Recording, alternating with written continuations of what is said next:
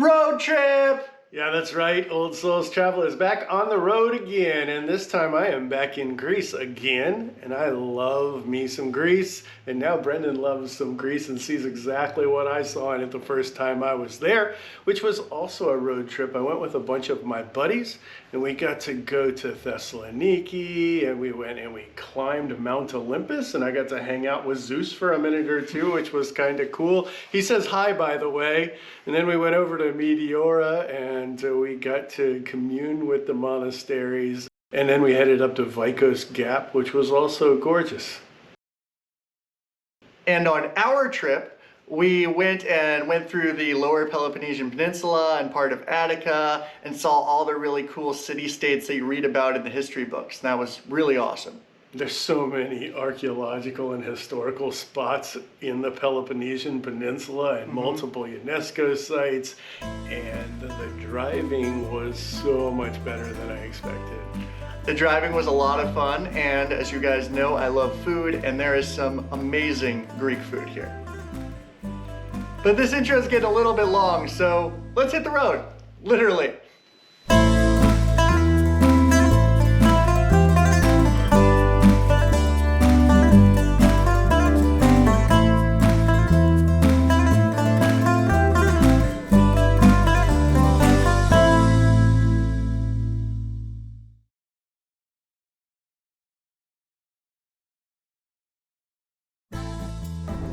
Hey guys, I'm Bear from Old Souls Travel, and welcome to Athens.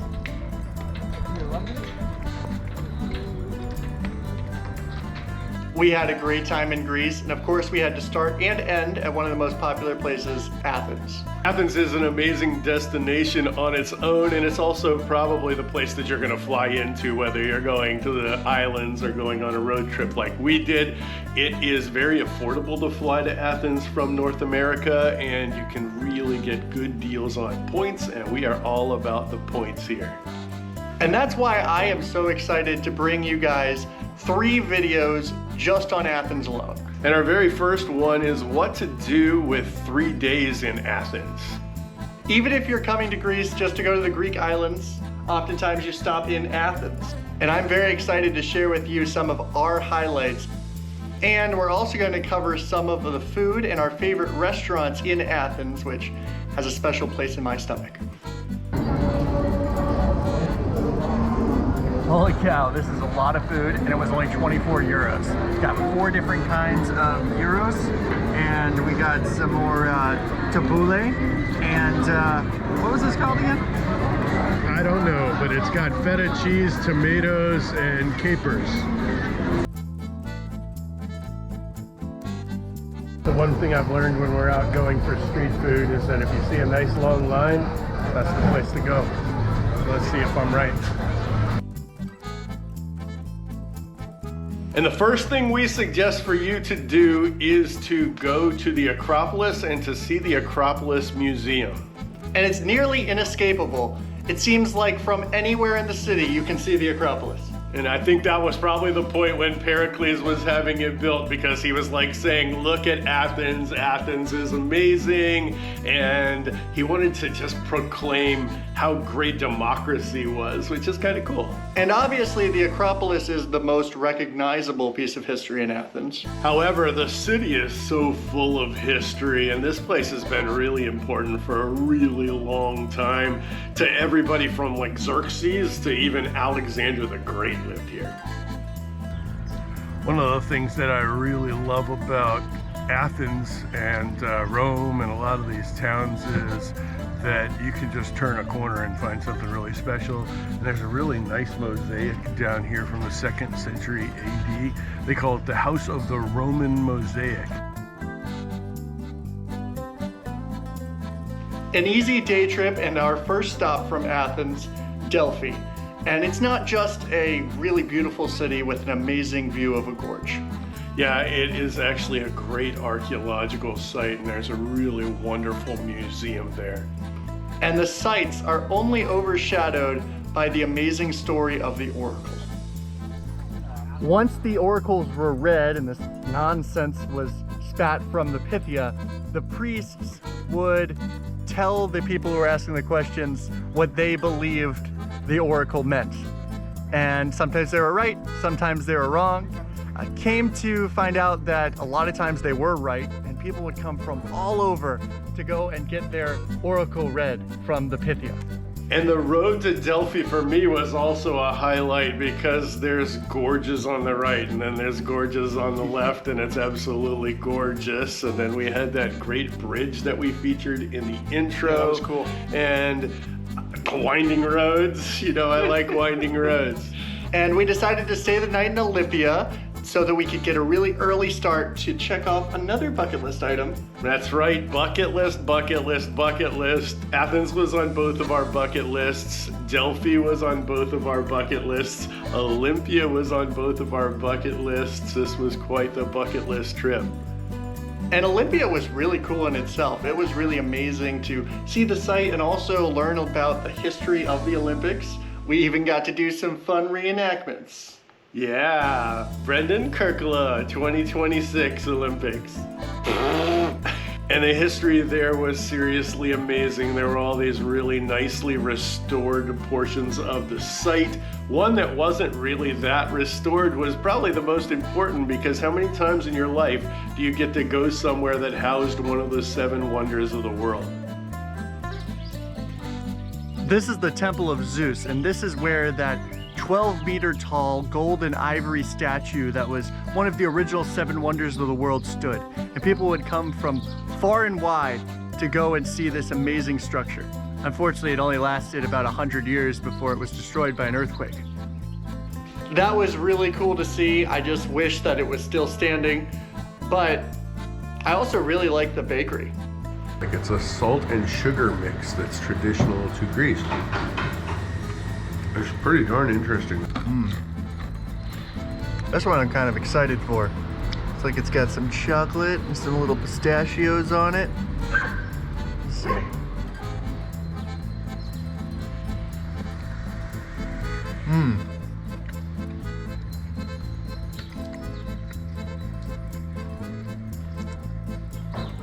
That's good.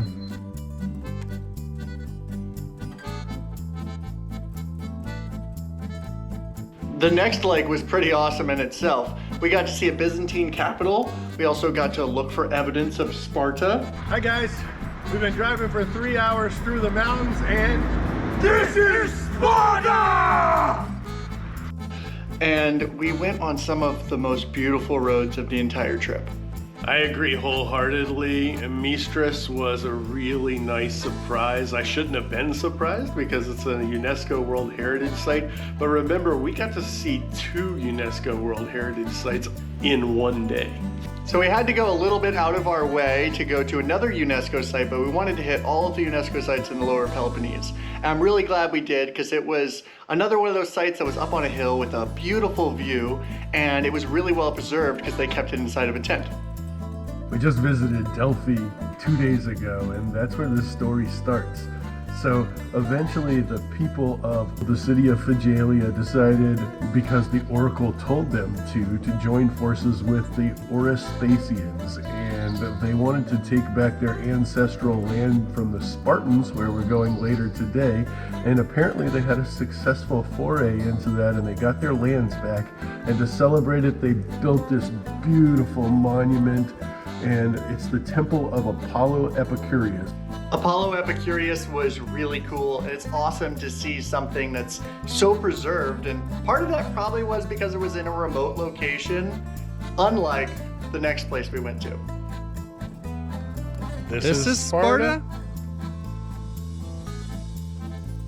So I gotta be honest, I do wish that there were more remnants of the Spartan people in Sparta, but those 2 UNESCO sites were really awesome. And that road though. Oh man, you know I like driving, and I really loved driving on the road between Mystras and Kalamata. Let the music play, you won't get away. Not really good, that song. It's a little hard pitch for me. A little bit. Oh dude, you guys have got to do this drive, man. This is awesome. The combination of the scenery and the windiness and the starkness of hardly ever. I think this is like one of the first cars that we've actually seen on this entire road, and if we would have continued on, we probably would have never even seen them. This has been one of the best drives of my life, and what a wonderful day it's been. Another successful day in Greece. Yamas. Yamas.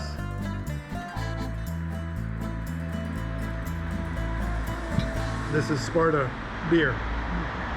And for our next stop, we stayed a couple of nights in Kalamata, which is this really awesome coastal city on the water. Yeah, and I tried 13 olives, count them. That is probably 13 more than I have had in the last like 5-10 years combined. Not usually a fan. Yeah, you're crazy, man. I did not like those olives very much, but I don't like olives. Right, well they were just, I think like because they were there and because they were so fresh or whatever, I think they were really nice. Yeah, I don't know about that. I think you were just trying to impress me, or maybe there's something psychological. You thought that they were good, because I had about half of one and that was about all I could have. But other than olives, we did have some really yummy food there, and I'm happy to share that with you guys.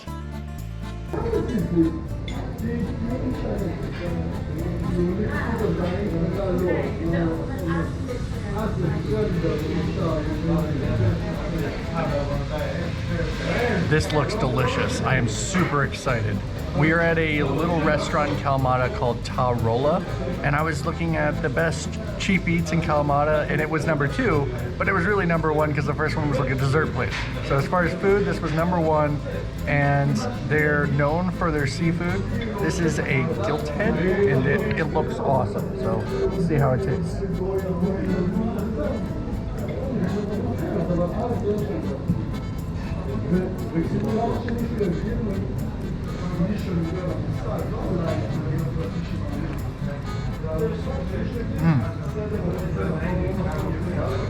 That's very good.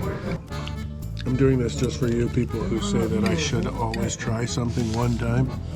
This is a Kalamata olive, and we are in the area of Kalamata. And I don't like olives, so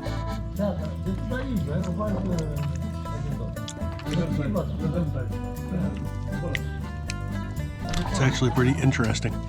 This is not nearly as bad as most olives, and I think Brendan should actually try it.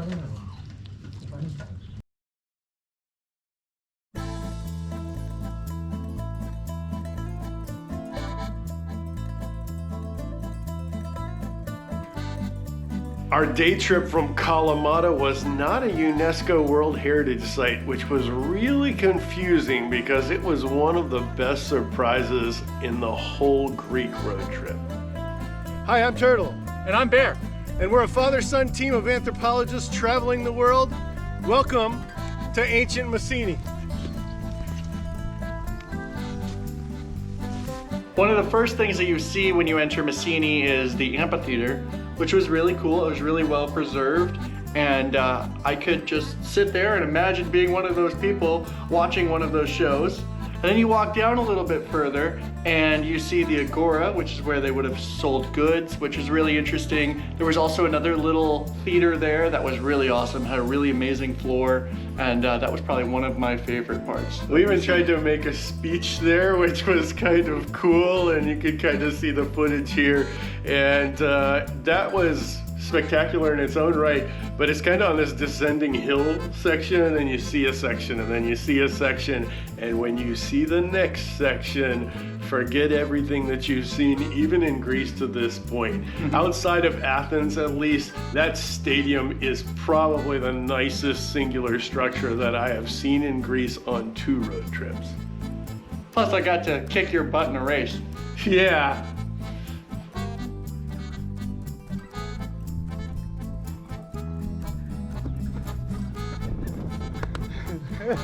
Oh, I think I used to be faster. Pretty sure. Good try. I got to silver. And our next stop is someplace that's very old, the supposed home of Agamemnon from Homer's Odyssey and the Iliad. Right, but don't mess up the name. It's really similar to another one we just talked about. Right, so we just came from Messini, and this is Mycenae. and it is super old. In fact, there's actually some debate on whether Agamemnon was even a real person. So don't really know exactly how old it was. Oh, we were in his tomb, right? Yeah. Oh yeah, but that's also called the treasury of Atreus and all sorts of other things. They really aren't sure what it was, but Mycenae and the Mycenians were real people, and they had a really cool building style that I'm looking forward to sharing with you guys. And it was just a cool place to kind of hang out. The wall was really a nice surprise. Absolutely, and the acoustics inside of Agamemnon's tomb were pretty awesome. We had a fun little performance of our own there. Yeah, but it doesn't mean we can carry a tune. I'll show you it all. I'll show you everything with old souls travel.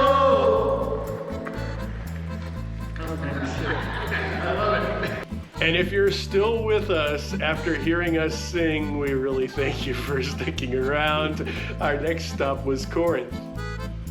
One of the most important structures on the site of ancient Corinth would have been the Temple of Apollo, which you see behind me. And it has some really nice columns that they've put back up and some that have still fallen. But it's definitely the most monumental of the architecture that you see here. And it has a commanding view over the entire valley. There was a lot of really cool Greek and Roman history at Corinth, but it was also home to a very important site in the Christian faith. We're standing on the rostra, and this is also called the bema in the Acts of the Apostles, and this is where Paul is brought by the Corinthian Jews in front of a gentleman named Gallio, who is the proconsul of Corinth, and they accuse him of heresy against Roman law, and he has to defend the Christian faith, and he has to defend himself here. And after visiting ancient Corinth, we crossed the Corinth Canal, which separates the lower Peloponnese from the rest of Greece. It was really impressive how big the ships are that can fit through it. And I wish we had a little bit more time, maybe to go and visit the Acrocorinth, which was up on the hill, but unfortunately we didn't have enough time and we had to fly out the next day. And that was one great road trip, and I enjoyed pretty much every minute of it, and I hope you guys tune in to watch every minute of the stuff that we're going to put out, because there is so much more for you to learn and to inspire you. And so we're back here in Athens and wrapping it all up. I had so much fun in Greece, and I hope you guys enjoyed it as well. We are actually going back in 2025, so comment below maybe something we missed, maybe something that you saw that kind of inspired you to go. We always love to hear from you guys. And as always, find yourself on the journey.